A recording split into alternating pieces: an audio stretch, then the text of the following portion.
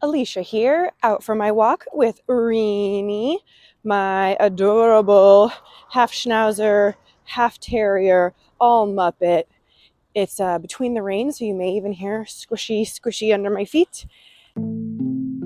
This is Sustainable Events Dog Walk, a short podcast from Positive Impact Event Consulting, where you can get a quick nugget about sustainability for your events and event business while on a walk with Alicia and her dog Reenie.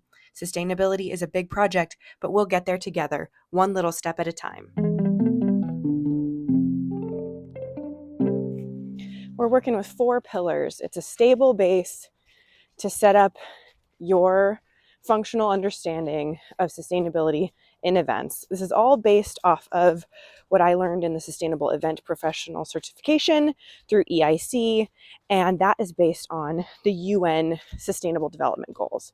So the 4 pillars as I describe them are environmental, community and social, personal health and well-being, and economic. So when you're looking at these 4 pillars, you basically are trying to give yourself the best opportunity to always have something to adjust when you're trying to be more sustainable. What is that, dog? Okay, let's walk. So environmental is easy. That's the stuff we normally think of: carbon footprint, water use, energy use. That's going to be a lot of stuff you really have to plan for heavily in advance. It's going to be much more underlying to what you're working on. It's invisible for the most part. This is what, the stuff that we get stressed out by easily. When you're looking at community and social, that's largely encapsulated by DEI. So diversity and inclusion and accessibility are really big deals. Sometimes in Europe, they refer to IDEA, inclusivity, diversity, equity, and accessibility.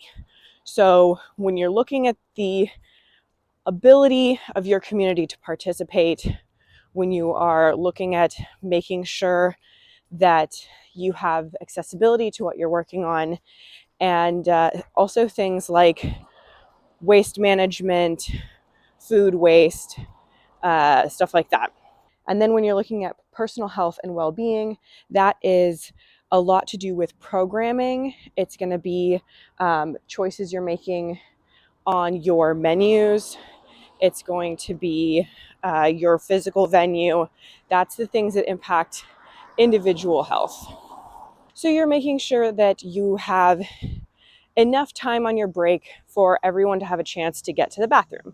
You're making sure that your distances that people might walk between individual activities are reasonable distances.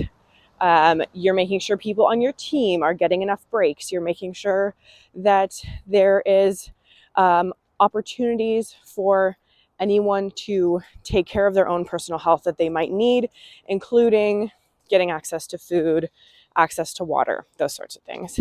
And then economic, one that I feel like is the real saving grace when you have run out of opportunities financially. Oh, are you going to roll in the leaves? Oh, no. Don't do that. You look like a monster. No, it's so wet. Okay, let's walk. Oh, no. Look at yourself. Economic is where you're looking at supporting your local community. You're looking at finding sponsors who are not heavily invested in petroleum. You're looking at buying from minority-owned businesses, supporting local farms, things like this. Things that are usually choices that you can make that are not necessarily a big trade-out financially. And sometimes it's, you just are at a 50-50 split for how to choose between 2 offerings. And you can say, okay, well, at least we'll support the minority owned business if all else is the same. So these are all things that you can be including. What is that? No, let's walk. Let's walk. These are things you can be including regardless of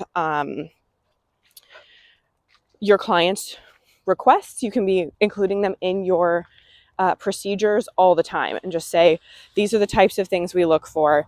You can pick your favorites for now and have those be your top priorities, because anything that you're doing is both educating your clients and vendors, and it's moving you in the right direction versus doing nothing. So you can always say, I feel good about what I am doing. So that's what I wanted to cover today. The 4 basic pillars, so that you have a visual of what the knobs are on your control mechanism: environmental, community and social, personal health and well-being, economic. With those 4 controls, you can make sure to be attempting to move toward more sustainability for the planet and for humanity with the choices that you're making and supporting your clients to make. I would love to chat with you. If you have any questions, please feel free to send in questions to my email and I will address them in future walks. And we'll keep you posted with different lessons, different pieces, nuggets of information, ideas on how to implement these types of things, particular brand or solution ideas and recommendations. I'm going to go all out, open book, and you'll get the real life experience of a dog walk with Rini, with my ideas about sustainability and how you can make it part of your business.